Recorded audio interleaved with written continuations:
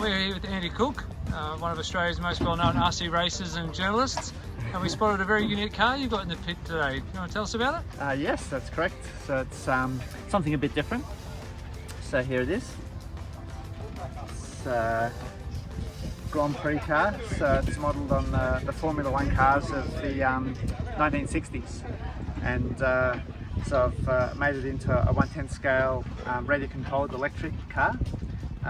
But a key differentiator, I guess, is that most of it's 3D printed.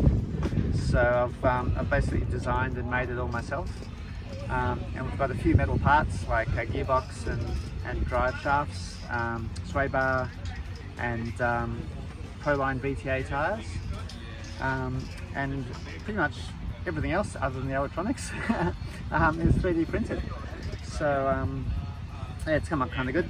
I've used lots of different materials. So, for example, the body shell's made of a flexible material called TPU. So that makes it super tough and durable because it just bends if you hit something, and comes off like that. And then a lot of the chassis and suspension material is made of nylon with glass fibre reinforced. And other parts, especially inside the gearbox, all the gears and some other strength parts like the upright hubs, the shocks, are made of polycarbonate. It's like polycarbonate blend, so it makes them super tough, but it also has impact resistance, so it doesn't shatter when you hit something. Amazing. The level of detail is just unreal, and I noticed too that the steering wheel seems to be connected to something. Is that... Yes, it might be.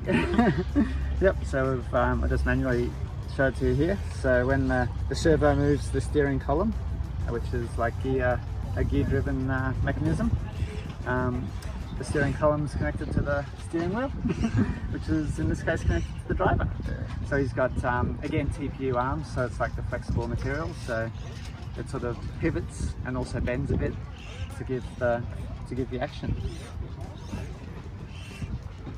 Cool. A little bit of added realism. If people can get their hands on it, where can they go to get more information or to get their hands on one of these? Yes, I've got a little website set up, so grandprix3d.com, so 3 with the number 3. I've also got a Facebook site and YouTube. We're Instagram happening, but yeah, just search for Grand Prix 3D or GP3D. You should find it. Is it just the Jim Clark? You got plans to do any other bodies? Yeah, good question. So I have got some other colours.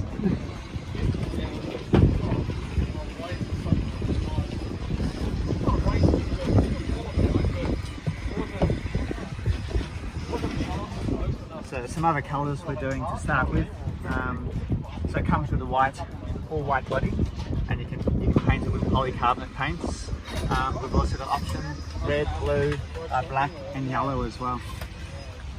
So this is just the one like sort of Lotus style or Brabham style to start with, and then yeah, we're planning to do some other sort of variations in the future. So the next one off the rank will be Honda.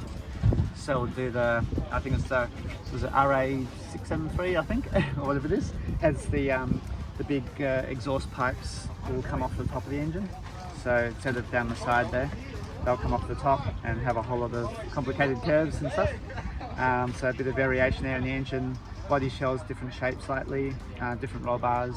So we'll do a number of different parts to be able to convert it to the Honda as well.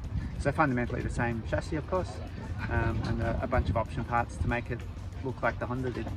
Just tell me a little bit, I'm intrigued about the process of getting the shapes and the forms, obviously modelling them in 3D. Did you do it off a scale model or had photos, or the process around that? Yeah, great question. Exactly, so all of the above. I used the Tamir 1/12 scale gold leaf Lotus. I used that to get all the dimensions and a lot of the ancient detail in. And then yeah, obviously a lot of photos as well from the net to try and get as close to scale realism as I can, while still making it actually function as a working model. And can you race them? Is the plan to sort of get a few of them and do at least a demonstration race or something, or are they too brittle? Yeah, it would be great to get a few running on the track. Yeah, they're not bad. They're not as strong as a sort of normal RC car, as you'd say. You know, it's a plastic car, so there's probably slightly less strength than a injection molded plastic car, but not far from it with the materials that we've used.